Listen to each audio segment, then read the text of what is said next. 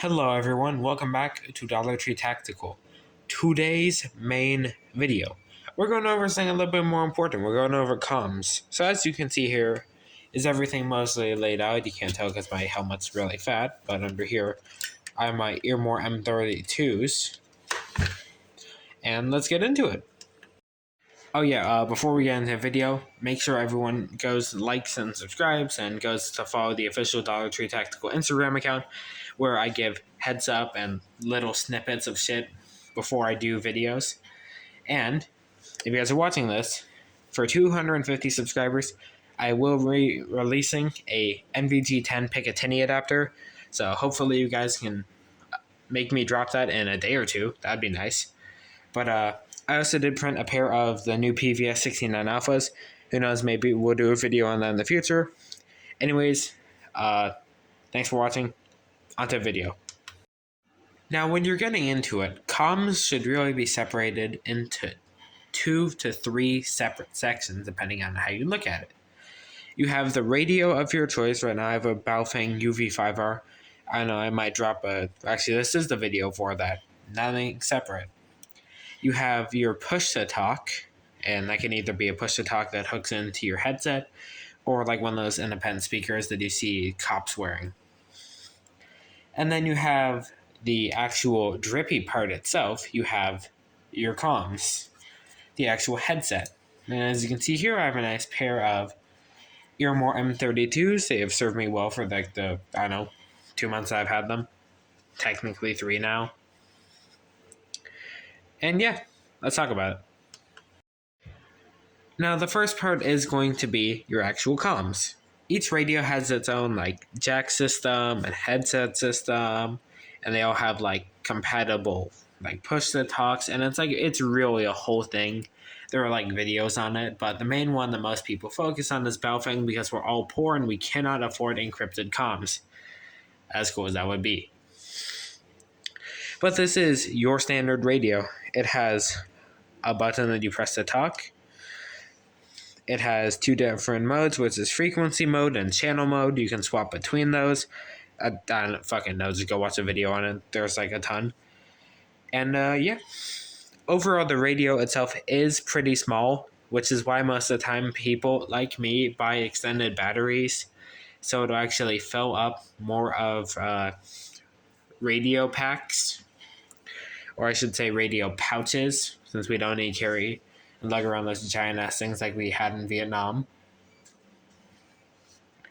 And then what connects to it directly is your push to talk. As you can see here, I have an Earmor branded one, so it can interface with my headset.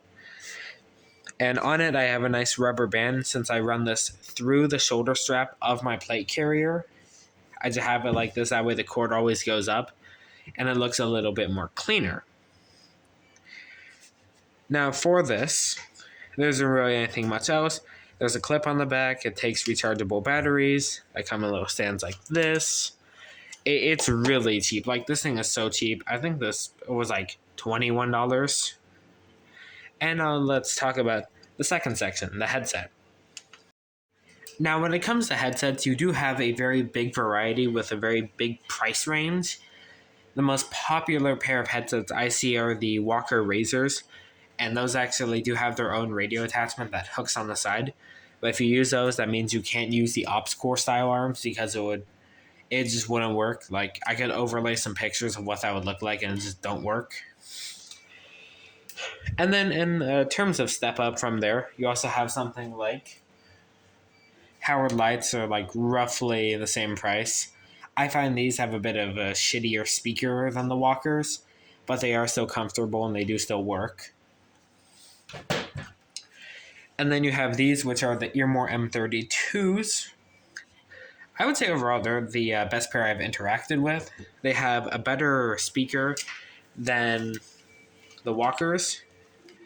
But what I've found is that they can actually get a little too tight, but then again, that's probably just the padding I have in here, as I have not swapped them to gel pads, which I have done on every single one of my main pairs, which you really should do. It really isn't that much. Just like gel swap them. It's worth it. But for this, as you can see, it does come with a nice swivel mic that you can fold in. That's how I use it most of the time. And as you can see here, I have it with the helmet conversion, which I think was somewhere around like 30, 40. And for that, it allows you to mount on arc rails or M-lock rails because, unlike the OpsCore arms, Earmor decided to not be a little bitch and actually gives you the M-lock adapters for these for free, no added cost. But for these, there are several colors. I went with tan because, I'm in the fucking desert. What else am I going to use? But when you do get these, it does come with this headband, which, unlike the walkers, you don't need to snip because it's actually just kind of like this Velcro looping. You can just kind of peel up. And it has a wire in it. You can just undo that.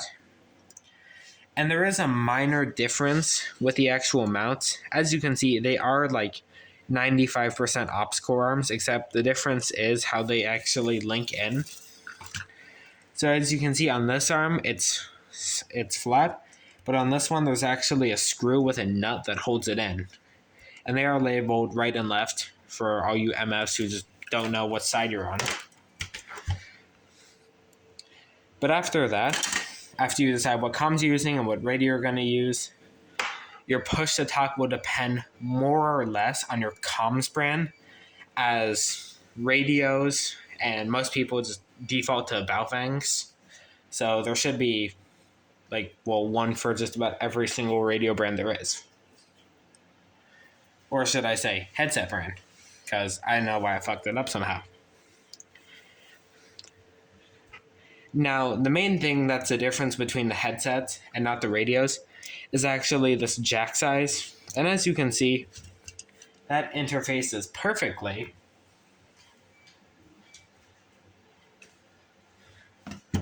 with this Earmor push to talk, because they will charge you the extra. I'm pretty sure the push to talk itself was like $50, like somewhere around that, like a ludicrous price for hooking up to a $20 radio. And when that's all said and done, you and your homies can go LARP in the woods or play airsoft, because that is the fun part of having comms.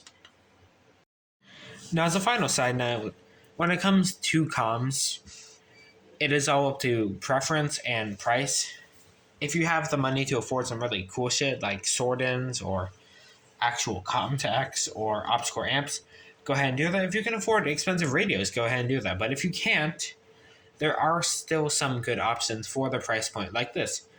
For $21, I'm pretty sure, you get an actual radio that does radio things, not like walkie-talkies. It's close to the real deal for the most part. And that's still pretty cool. Anyways, see you guys later. Remember, stay silly, have fun, out. Oh yeah, this is Dollar Tree from editing right now.